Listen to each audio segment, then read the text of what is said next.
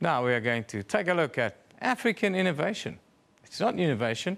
How is it positively impacting the lives of people across the continent? Now, avid traveller and author of Connect with the Continent, a game-changing book, Terry Behan is with us. We always see snippets of Terry when he's either in Lagos or Nairobi or wherever. Nice to have you in Johannesburg, Terry. Thanks. Yeah, and I wasn't at the Digital Edge conference yesterday. I couldn't get a ticket. It was a real sellout event, but I followed it on social media. It was a cracking event. What do you reckon? We've got some complaints on social media, people talking about what was the purpose of someone like Spike Lee at this event, but storytelling is really at the heart of the new process, isn't it? Spike Lee's a game changer. He always has been. And when he stands up there and tells you it's about storytelling, best you listen. Innovation, African innovation is why we're here, Terry. Now, where have you been lately? Tell us, what have you come up with? What have you seen? What are the things that really stood out for you? Well, I think today we want to talk about 4 really interesting innovations that do 2 things. They solve both a social problem, but they're also functionally relevant. And I think the first one that we came across was launched in Johannesburg a couple of days ago on Tuesday, called the Sabelo. It's a Wi-Fi enabled bench. So people can come, they can plug in, they can sit, they can charge their phones. But while they're doing that, people are able to, or the brands that sponsor these units are able to ask them questions. So it gathers social data, it gathers environmental data, and it helps people to connect in a sort of otherwise busy space. You'll remember when we were growing up, we had places we could go to come together. Yeah, as a community. Absolutely. And these kind of Wi-Fi enabled benches are these kind of like little spots where people can come together in the modern century. That's in downtown Johannesburg. That one was one of the ones that was placed outside of the Absa Towers in the Barclays building. Yeah. And it's just a really nice way of bringing people together in a kind of communal fashion.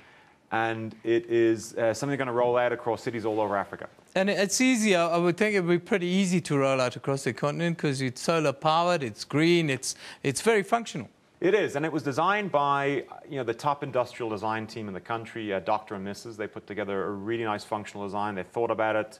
It can be rolled out, in an urban area, but also in a rural area. Yeah. Where maybe you're needing to get people together, but also you're needing to kind of use solar energy to charge your phone on a daily basis. Yeah, and the cost.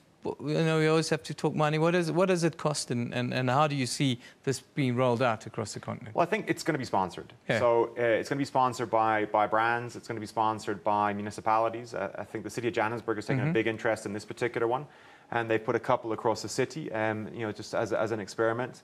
They're looking at rolling out similar units in places like Nigeria and in Ghana, where the same issues exist.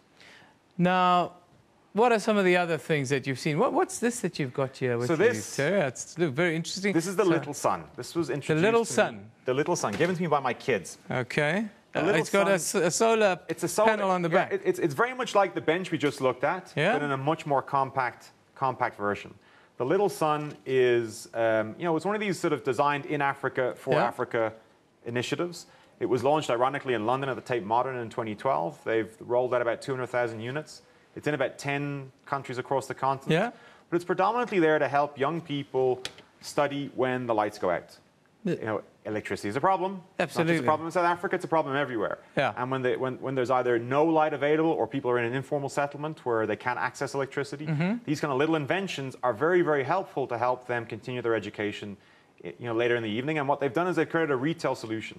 What I liked about this is it's an ecosystem. It's not just a product. Yeah. It's something that people are learning to retail, to sell, to connect with. There's been some really interesting art installations that have been done with this as well.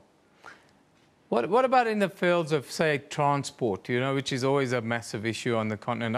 Are we seeing fast enough innovation in that space, enough innovation in that space? A little bit. I mean, one of the biggest challenges is our conditions are quite unique and in some instances quite harsh. And we find that the majority of vehicles that we drive were not designed or originated in this part of the world. So these very clever people in East Africa have come up with something called the Mobius. So Mobius is, it's a car. It's a vehicle. It's designed with kind of African conditions in mind. Very, very simple design, very rugged, tough tubular steel system, very good suspension. No air conditioning. Doesn't even use glass, it uses plastic. It can be repaired on the side of the road. But it's the kind of vehicle that sort of was designed with local conditions in mind. if we kind of flick through the slides, yeah, it's quite, you know, it's quite ergonomical, but it's also quite robust. It's quite retro. Yeah, it is. You know, this is the kind of thing you'll see people kind of wanting to buy in the next couple of years because of its design style. It's beautifully designed. Yeah. And it really is, you know, put together to say, your vehicles that we're importing from Asia and from Europe are not getting it done in these conditions. Yeah. You buy a car in Dar es Salaam, you can't take it out in the countryside because it falls apart. Absolutely. So this is designed with that particular solution in mind. It looks mean. I like it. Looks great.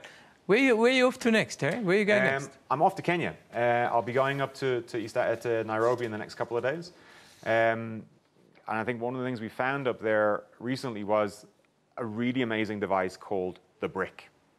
Yeah. The Brick is a Wi-Fi-enabled 3G device that was, again, designed for continental conditions. You see, most of the stuff we have in our offices was designed for office blocks in Singapore or air-conditioned offices in London. It's quite fragile. Yeah, this is anything but fragile. This is robust. This is mean. This is tough. You can throw it against the wall. It's not going to break. It's hooked into an MVNO, a sort of virtual network. It works in about 140 countries. And you know, when the power goes down, the brick keeps it going. In fact, next week we're going to be interviewing in Nairobi the team from the iHub that put this all together. Well, I look forward to that. Absolutely. Maybe you can shoot something and send it down, and we can have a look at what you do. Terry, thanks as always. Nice to have you with us. Terry will be off in Kenya next, and he's sending us some contributions from there, I'm sure. That's where we leave it today. Newsroom, as always, broadcast live, and it's from our studios here in Auckland Park, Johannesburg. Weekday mornings between 9 and 10 a.m. We also, of course, stream live on YouTube at that time with the show available on demand on our YouTube channel. This is SABC News. You have been watching Newsroom. You know we love it in the morning.